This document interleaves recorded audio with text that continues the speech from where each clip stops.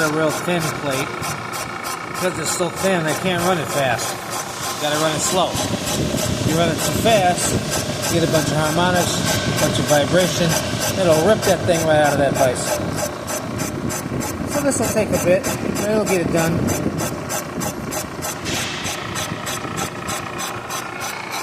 Nice and slow and consistent.